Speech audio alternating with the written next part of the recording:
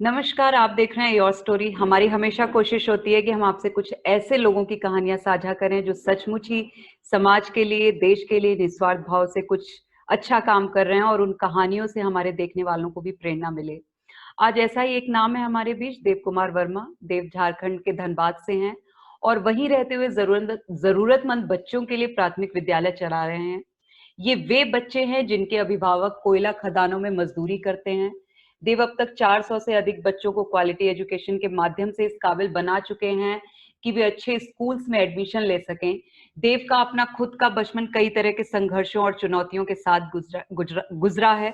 देव, आपका स्वागत है योर स्टोरी में। मैं चाहूंगी कि आप हमें देखने वालों को अपना एक छोटा सा परिचय दें और अपना बचपन, अपनी स्कूलिंग, इन सब के बारे में हमसे बात करें, अपने अनुभव साझा करें। सबसे पहले आपको नमस्कार और योर स्टोरी के सभी दर्शकों को मेरा नमस्कार। आ, नाम मेरा देव कुमार वर्मा हो गया और बेसिकली मैं धनबाद जिले झारखंड से बिलोंग करता हूँ, जो कि 2000 से पहले बिहार राज्य में था और उसके बाद झारखंड हो गया। और हमारी बचपन की बात मैं कहूँ तो बचपन हमारे धनबाद जिले में कोयले के खदानों के बीच से प्रारंभ हुआ और अभी उन्हीं बच्चों के बीच एक बच्चा मैं था।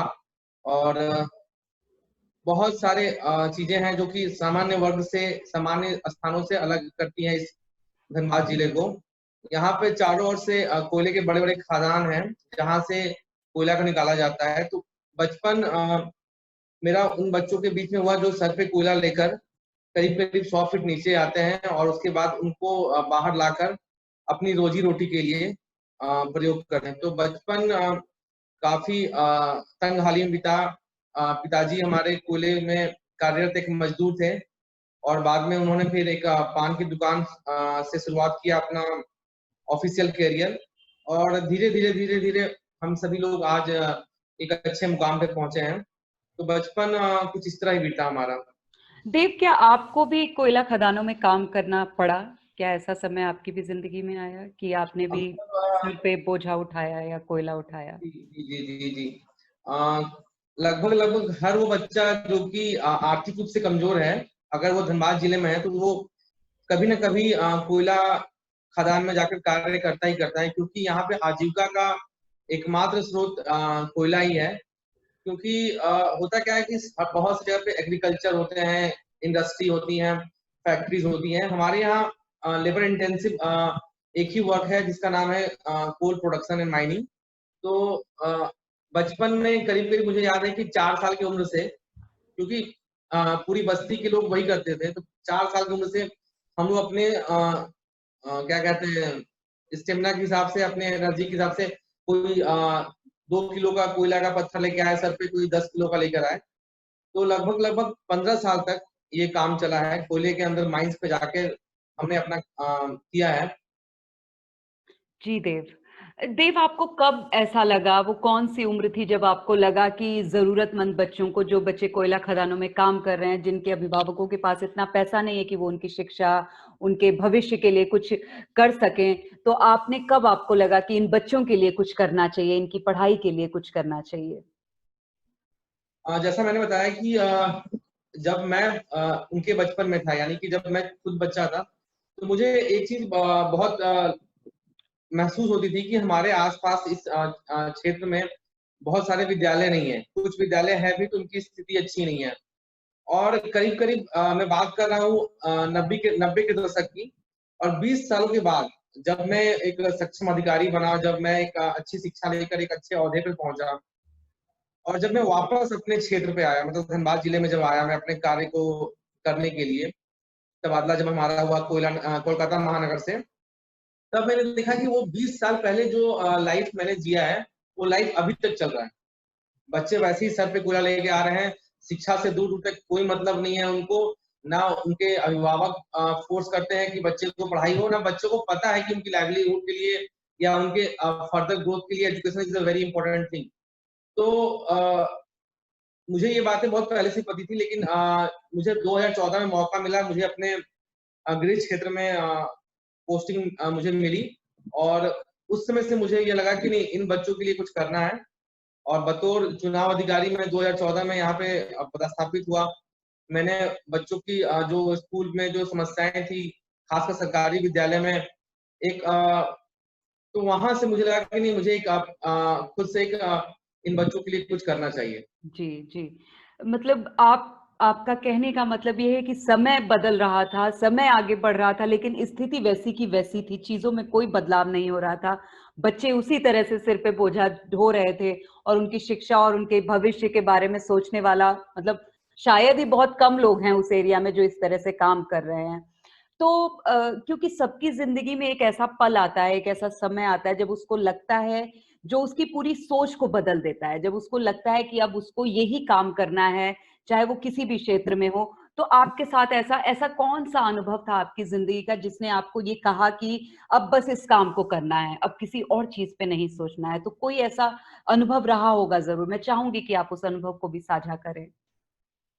अनुभव बहुत सारे थे, लेकिन मैं एक अनुभव को साझा करना चाहता हूँ जो कि एक लाइफ चेंजिंग मोमेंट बोले हम या जी, टर्निंग पॉइंट बोले कि मैंने पाठशाला को क्यों बनाने की सोची। बात मैं कर रहा हूँ 2014 के समय में। उस समय मुझे सरकारी अधिकारी के नाते मुझे चुनाव का प्रभारी बनाया गया धनबाद जिले में, और मैं बतौर मजिस्ट्रेट कार्य कर रहा था अपने क्षेत्र में, और एक विद्यालय, सरकारी विद्यालय में मेरी ड्यूटी थी कुछ लोगों को ट्रेनिंग देने के लिए, चुनाव के संबंधी जानकारी देने के लिए। तो मैंने वहां पे बहुत सारे आवेदन पत्र, एप्लीकेशन लेटर्स देखे थे, खासकर लीव लेटर्स थे वो तब। और आप विश्वास नहीं करेंगी कि कक्षा 9वीं और 10वीं के यानी 9th और 10th ग्रेड के बच्चों को they are not able to write, students, teachers यानी कि प्रधानाचार्य या फिर शिक्षक, वो हिंदी या इंग्लिश में लिखने में असमर्थ हैं, एंड वो 9वीं या 10वीं कक्षा के बच्चे थे। जी, तो उस चीज को देख के मैंने अपने आप को कनेक्ट किया कि नहीं, ऐसी सिचुएशन मेरे साथ भी 25 साल पहले हुई थी और आज भी सेम सिचुएशन है। मतलब सरकारी शिक्षा बिल्कुल खस्ता हाल है, और बतौर एक आम नागरिक होने के नाते, सजग नागरिक होने के नाते मैंने इस चीज को प्रकाश में लाया। मैंने उस समय के तत्कालीन मुख्यमंत्री और शिक्षा मंत्री को पत्र लिख के इसकी सूचना दी, पर कुछ विशेष नहीं हो पाया। और उस समय हमने निर्णय किया, मैंने और मेरी वाइफ, उनका नाम डॉक्टर प्रियंका कुमारी है, और वो प्रोफेसर हैं यहाँ पे एक सरकारी इंजीनियरिंग कॉलेज है धनबाद जिले में ही। तो हमने दोनों ने निर्णय लिया कि हम कुछ खुद से करेंगे, और उस समय हम लोगों ने इस पाठशाला की शुरुआत की। जी। जी, देव जैसे कि पाठशाला जब शुरू हुआ तो किसी भी काम जब आप समाज में कुछ अच्छा करने निकलते हैं तो ढेर सारी चुनौतियों का सामना भी करना पड़ता है। तो पाठशाला को शुरू करते हुए आपको किस तरह की चुनौतियों का सामना करना पड़ा? क्योंकि इतना आसान तो नहीं होगा कुछ शुरू करना। नहीं, बिल्कुल, हाँ, आपने बिल्कुल सही कहा कि शुरुआत में चुनौतियां बहुत अधिक होती हैं, क्योंकि लोगों को पता नहीं होता कि कैसे करना है। तो हमने सोचा था कि हम लोग शिक्षा के क्षेत्र में कुछ कार्य करेंगे, लेकिन वैसा कुछ अनुभव नहीं था। प्लस एक बार में ये सफल होगा कि नहीं होगा प्रयोग, ये भी बड़ी बात थी। तो हमने सर्वप्रथम हमारा जो एक पैतृक आवास था 4 कमरों का, जिसे हमारे पिताजी ने अपनी खून पसीने की कमाई से बनाई थी, तो हमने उस विद्यालय, उस आवास को पाठशाला में कन्वर्ट किया। हमने बच्चों के लिए बैठने के लिए बेंच, डेस्क, बोर्ड वगैरह स्टार्ट किया, और हमने 10 बच्चों से शुरुआत की कि जो भी इच्छुक बच्चे हैं वो आए और निःशुल्क में पढ़े, मतलब कोई फीस नहीं लगेगा उनका। शुरू में लोगों ने कहा कि कोई चीज अगर फ्री में है तो वो अच्छी नहीं होगी। हम और हमारी जंग ही थी क्वालिटी एजुकेशन को लेकर, क्योंकि सरकारी विद्यालय होने के बावजूद भी उनकी शिक्षा इस स्तर की नहीं थी कि बच्चे भविष्य में कॉम्पीट करके एक अच्छे ओहदे तक पहुंच पाए। तो चुनौतियां काफी रही, आवास को ही विद्यालय की रूप देनी पड़ी, फिर उसमें कुछ मॉडिफिकेशन करने पड़े।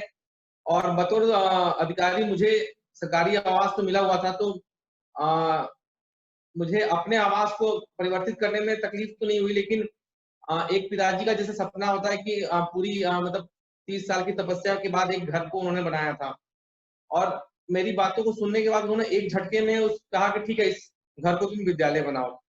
तो पारिवारिक सपोर्ट काफी रहा, सब लोगों ने काफी मदद किया। तो जो भी चुनौतियां रही और जो चुनौतियां अभी हैं भी, उनका हम सामना अच्छे से कर रहे हैं।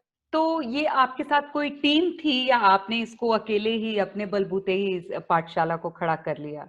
आ, पाठशाला जो पहली पाठशाला थी वो, मतलब अकेले नहीं कहूंगा मैं, क्योंकि पूरी परिवार थी, मैं, मेरी वाइफ, मेरे पिताजी, मेरे दोनों भाई, तो सब लोग थे, साथ ही साथ कुछ शिक्षक भी थे। मैं आपको एक बड़ा इंटरेस्टिंग किस्सा बताना चाहूंगा कि जब मैं अपने स्ट्रगल के दौर में था तो मैं ट्यूशन भी पढ़ाता था। कोयला खदानों में मजदूरी करना, फिर पान की दुकान पर बैठना, उसके साथ साथ ट्यूशन पढ़ाना। जब मैं थोड़ा सा 10th के बाद में थोड़ा सा जागरूक हुआ पढ़ाई को लेकर, तो मुझे कुछ शिक्षक ऐसे मिले जिनके विद्यालय में मैं पढ़ाता था बतौर शिक्षक, पर में समस्या कारण वो लोग विरोध करते। तो मैंने उनको भी अपने विद्यालय से जोड़ा कि आप ऐसा काम कीजिए, आप मेरे विद्यालय में पढ़ाइए, इस पाठशाला में पढ़ाइए। तो उन शिक्षकों जिनके विद्यालय में मैं बतौर शिक्षक कार्य कर रहा था, उनसे मदद लेकर मैंने इस पाठशाला को शुरुआत की। तो पूरा टीम वर्क रहा। जी, जी। तो ये जो पेंडेमिक चल रहा है पूरा कोविड-19 का, क्योंकि इसमें तो चीज़ें उतनी आसान नहीं होंगी, उतनी स्मूथ नहीं होंगी जिस तरह से अब तक पिछले दिनों तक चलती रही हैं। तो इसमें सब कुछ कैसे मैनेज कर रहे हैं आप लोग? मैं आपको बताना चाहूंगा कि पेंडेमिक में पूरा देश अफेक्टेड है, पर हमारा जो क्षेत्र है वो कहेंगे कि अगर कोई मरा हुआ है तो उसको और क्या मारेंगे आप। तो पहले से ही वो लोग भुखमरी से, बेरोजगारी से, अशिक्षा से लड़ रहे थे। पेंडेमिक ने उनकी कमर तोड़ दी। तो जहां पे हम शिक्षा पे कार्य कर रहे थे, उस के आसपास हम लोगों ने पहले ये निर्णय लिया कि उन तक भोजन पहुंचाई जाए। तो उन तक हम लोगों ने विद्यालय के सौजन्य से और अपने निजी जो हमारी वेतन है उसके थ्रू हमने उनको मदद करना शुरू किया। बच्चों को हम एजुकेट कर रहे थे, लेकिन साथ ही साथ उनके परिवार वाले जो मजदूरी करते थे, क्योंकि कोयला खदान भी उसमें बंद था और बहुत सारी चीजें बंद थी। अभी तो बहुत सारे लॉकडाउन में खुलने शुरू हो गया है। शुरुआती दौर में तो लोग ऐसे थे कि वो लोग उनके पास खाने के लिए कुछ नहीं होता था। तो हम लोगों ने करीब करीब उस समय में करीब 5 लाख लोगों तक राशन पहुंचाया। 70,000 किलो सूखा राशन, 5,000 लीटर दूध, खासकर छोटे बच्चों के लिए, जैसे दो महीने, 4 महीने, 6 बच्चों तक। उसके अलावा हम लोगों ने 1 लाख मास्क।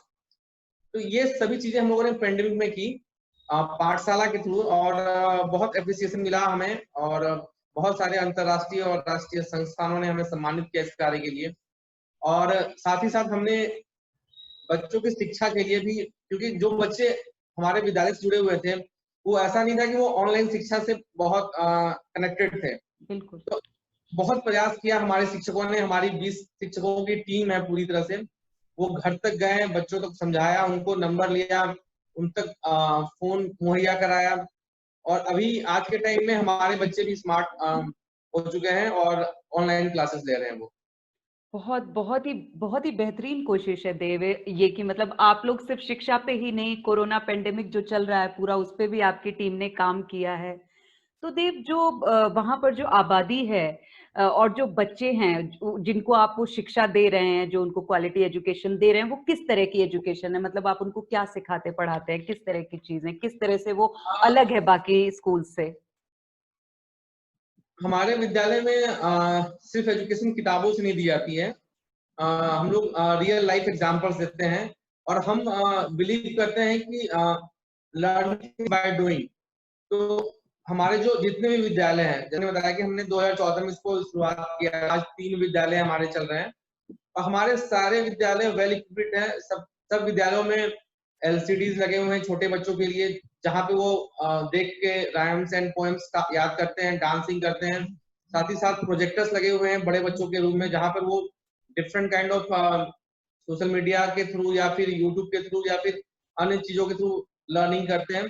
साथ ही साथ हम लोगों ने एक अच्छा मुहिम लगाया है कि बच्चों को हर नए नए तरीकों से, जैसे कि हमने विद्यालय में बच्चों को हम लोग निःशुल्क किताब देते हैं। तो हम लोगों ने क्या कर रखा है कि एक ऑनेस्टी शॉप बना रखा है एक कमरे में।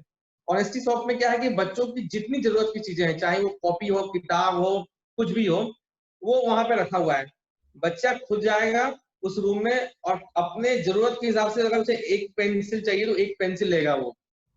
तो ईमानदारी कैसे क्या होती है उसको हम लोग बोल के नहीं सिखा रहे हैं, उसको उनसे करवा के सिखा रहे हैं। बिल्कुल प्रैक्टिकल में वो चीजें आप सिखा एक्सपेरिमेंट रहे हैं। कर जी, रहे हैं। जी, जी, जी, बहुत अच्छी बात है देव। देव, आपको सरकार से क्या उम्मीद है और समाज से क्या उम्मीद है कि आपके इस काम को और बेहतर तरीके से समाज में सम्मान मिले और लोग इसको एक्नॉलेज करें और जो मदद के लिए हाथ आगे बढ़ना चाहते हैं वो आप आगे बढ़ें? अ, समाज से तो बहुत उम्मीद है, और बहुत सारे लोग सपोर्ट भी कर रहे हैं, क्योंकि ये मुहिम मेरे अकेले से ये इतनी बड़ी मुहिम नहीं चल सकती थी। तो सबसे पहले परिवार वालों ने समर्थन किया, फिर हमारे शिक्षकों ने समर्थन किया। समाज के बहुत सारे लोग हैं जो समर्थन कर रहे हैं, बहुत सारे दोस्त हैं मेरे जो इस पाठशाला के मुहिम से जुड़े हुए हैं। हालाँकि अफ़सोस ये है कि अभी तक कोई सरकारी मदद नहीं मिली है पाठशाला को। हालाँकि हमारे प्रदेश के मुख्यमंत्री से लेकर, राज्यपाल से लेकर हमारे कई मंत्री और कई विधायक, सांसद ने विद्यालय की तारीफ़ की है, पर अभी तक कोई सरकारी मदद नहीं मिली है। हम प्रयासरत हैं कि कोई सरकारी मदद मिले। साथ ही साथ समाज के लोगों से मुझे एक ही आग्रह भी है कि अगर हो सके तो मैं एक पर्टिकुलर जगह पे मैं ये काम कर रहा हूँ, लोगों की मदद कर रहा हूँ। और ऐसे बहुत सारे लोग हैं, ऐसे बहुत सारी आबादी है जिसको मदद की ज़रूरत है। तो अगर आप अपने आस-पास में लोगों की मदद करेंगे, अपने आस-पास में लोगों की हेल्प करेंगे तो ज़रूर वो लोग भविष्य में आगे बढ़ सकते हैं। जी। देव, क्योंकि अब तक आप ऐसा हमने जाना, आपसे ही जाना कि 400 से अधिक बच्चों को आप क्वालिटी एजुकेशन दे चुके हैं। तो अभी इन दिनों आपके स्कूल में कितने बच्चे हैं जो इस तरह की क्वालिटी एजुकेशन पा रहे हैं? अ, मैम मैं बताना चाहूँगा कि हमारे पाठशाला के बच्चों ने बहुत स्टेट लेवल से लेके डिस्ट्रिक्ट लेवल तक बहुत सारे प्राइजेज़ जीते हैं। और कुछ बच्चे तो जैसे कि हमारा जो अभी प्राथमिक विद्यालय है, कि हमारा जो विद्यालय है वो कक्षा 5 तक है। उसके बाद हम बच्चों को उनके योग्यता के हिसाब से दूसरे विद्यालय में करते हैं, सीबीएसई स्कूल में खासकर। तो हमारे बच्चे हैं कि जो नेशनल लेवल पे फिजिकल कॉम्पिटिशन में पार्टिसिपेट करके स्पोर्ट्स में उन्होंने मेडल लाए हैं, plus extempore, debate and painting, drawings, dancing, extra curricular में उन्होंने काफ़ी कुछ अच्छा करा है। इवन आई वुड से कि डीपीएस, कार्मेल, डिनोबली जैसे बच्चों के साथ उन्होंने कॉम्पीट किया है एंड वहाँ से वो लोग अवार्ड जीत के आए हैं। तो बच्चे हमारे काफ़ी अच्छा कर रहे हैं और हमारे शिक्षक काफ़ी डेडिकेटेड हैं। और पूरी परिवार, जैसे कि मैंने बताया कि मेरी वाइफ खुद प्रोफ़ेसर है, आईआईटीएन है, मेरा छोटा भाई भी आईआईटीएन है, वो भी आईआईटी धनबाद से पास आउट है। तो हर कोई अपना 100% दे रहा है इन बच्चों के लिए, और ये 400 बच्चे या इसके अलावा और सारे बच्चे जो कि हमारे विद्यालय से पास आउट हो चुके हैं, वो सब बहुत अच्छा कर रहे हैं। जी, जी देव। देव, भविष्य में मतलब इन फ्यूचर आप किस तरह से पाठशाला को और बड़ा करना चाहेंगे, आगे लेकर के जाना चाहेंगे, या आपका यही मानना है कि सिर्फ प्राथमिक शिक्षा जो है उस पर ही काम किया जाए अच्छे से? अगर प्राथमिक शिक्षा पर ही काम किया जाएगा तो बच्चे अपनी आगे की शिक्षा खुद बेहतर बना लेंगे? नहीं, बिल्कुल नहीं। मुझे लगता है कि प्राथमिक शिक्षा तक तो हम दे पा रहे हैं, क्योंकि उसके लिए हमारी मजबूरियाँ हैं कि हमारे पास विद्यालय उतने बड़े स्पेस में नहीं है कि हम उसको हाई स्कूल तक कन्वर्ट कर पाएँ। तो मेरी तो पहली इच्छा ये है कि पाठशाला का एक अपना हाई स्कूल हो, और हम लोगों ने उसपे प्रयास शुरू कर दिया है। हम लोगों ने हमारे हाई स्कूल, पाठशाला हाई स्कूल का निर्माण करना प्रारंभ कर दिया है। और वो भी इसलिए हमने प्रारंभ किया क्योंकि जो बच्चे क्लास 5-6 के पास आउट होने के बाद निकल रहे हैं, अगर हम उनको अच्छे निजी विद्यालय में दाखिला दिलाते हैं तो करीब 30 से 40,000 रुपया हर बच्चे के ऊपर खर्च आ रहा है। जी। और एक साथ उतने बच्चों का खर्च उठाना हमारे लिए संभव नहीं है। तो हम चाहते हैं कि हमारा खुद का एक हाई स्कूल हो, और उसपे हमने काम करना शुरू कर दिया है। उसकी कंस्ट्रक्शन स्टार्ट हो गई है। हमारे पास हमारा एक फंड रेजिंग कैंपेन मिलाप पे चल रहा है, जहाँ पे हम समाज के लोगों से, वैसे लोगों से जो मदद के लिए आगे आना चाहते हैं, उनसे हम अपील भी करते हैं कि आप हमारे इस विद्यालय निर्माण में हमारी मदद करें। और आपके इस योर स्टोरी के माध्यम से भी मैं रिक्वेस्ट करूँगा जितने भी लोग हैं जो सुन रहे हैं, कि अगर आप पाठशाला हाई स्कूल का सपना पूरा कर सकें, तो मैं चाहता हूँ कि हमारे क्षेत्र में, धनबाद जिले में, यह ऐसा पहला विद्यालय होगा जो कि best quality education free of cost provide कराएगा। और मुझे लगता है कि एक हाई स्कूल की बहुत ज़रूरत है। जी, बिल्कुल। देव, अगर लोग आपसे जुड़ना चाहें, इन ज़रूरतमंद बच्चों के लिए कुछ करना चाहें, पाठशाला के लिए कुछ करना चाहें, जैसा कि आपने अभी कहा कि आप कैंपेन भी चला रहे हैं, अलग-अलग तरीकों से प्रयास कर रहे हैं कि बच्चों के लिए अच्छा किया जाए और स्कूल को प्राथमिक से हाई स्कूल में बदल दिया जाए। तो वो लोग आपसे किस तरह जुड़े हैं, वो आप तक कब कैसे पहुंचे? मैं चाहूंगी कि उस तरह की कोई जानकारी आप यहाँ पे अपने देखने वालों को दे दें ताकि वो लोग आसानी से आप तक पहुंच जाएं और उन बच्चों के लिए कुछ हो पाए। जी, जी, बिल्कुल। तो पाठशाला हाई स्कूल में अगर आप में से कोई या फिर जो भी मदद करना चाहते हैं, उनके लिए मैं कहना चाहूँगा कि हम लोगों ने एक पाठशाला हाई स्कूल करके एक मिलाप पे कैंपेन प्रारंभ किया है, जिसमें काफ़ी लोग सपोर्ट कर रहे हैं। लेकिन हमें बहुत सारे लोगों की सपोर्ट की ज़रूरत है। लगभग-लगभग मुझे लगता है कि पूरे भारत का सपोर्ट हमें चाहिए, इस विद्यालय को खड़ा करने के लिए। और इसके लिए हम लोगों ने मिलाप में कैंपेन स्टार्ट किया है। साथ ही साथ हमारे पाठशाला विद्यालय का अपना डेडिकेटेड अकाउंट है, वो भी आपके साथ हम डिटेल्स शेयर कर देंगे, या फिर आप हमारी जी। वेबसाइट पे जाके हाँ। www.pathshala2all.org पे जाकर आप डोनेशन में जाके आप लिंक को देख सकते हैं। पर मुझे आप सभी से एक चीज़ कहना है कि आप सभी लोग जो भी मदद करें, लेकिन मदद ज़रूर करें, क्योंकि आपका ₹10 ₹100 भी हौसला मुझे देता है कि मैं एक अच्छा काम कर रहा हूँ, तो मदद ज़रूर करें आप। जी, बिल्कुल। देव, मैं चाहूँगी कि आप अपना फ़ोन नंबर यहाँ पे शेयर कर लें ताकि लोग आपसे आराम से जुड़ सकें, क्योंकि बहुत सारे जी लोग हाँ। शायद वेबसाइट पे नहीं जा पाएँ और किसी जी हाँ, जी कैंपेन के हाँ। बारे में उनको जानकारी ना हो या फिर उनको शायद इतनी समझ भी ना हो कि उस कैंपेन का कैसे हिस्सा बनें। तो आप अपना फ़ोन नंबर यहाँ पे साझा कर सकते हैं हमें देखने वालों को के साथ। जी। बिल्कुल मैं अपना फ़ोन नंबर देता हूँ, ये मेरा व्हाट्सएप नंबर भी है। मेरा फ़ोन नंबर है 9470 595 075। एक बार मैं रिपीट करूँगा फिर से, 9470 595 075। तो आप सब में से अगर कोई हमें मदद करना चाहता है, तो मुझे इस नंबर पे भी संपर्क कर सकते हैं, ये मेरा पर्सनल नंबर है। और आप गूगल पे भी जाके आपको पाठशाला के बारे में डिटेल्स मिल जाएगी, आप पाठशाला सर्च करेंगे तो। जी, बिल्कुल। बहुत-बहुत शुक्रिया देव हमसे जुड़ने के लिए और अपनी स्टोरी, अपने स्ट्रगल, अपनी चुनौतियाँ हमसे साझा करने के लिए बहुत-बहुत शुक्रिया। बहुत-बहुत धन्यवाद। Thank you so much.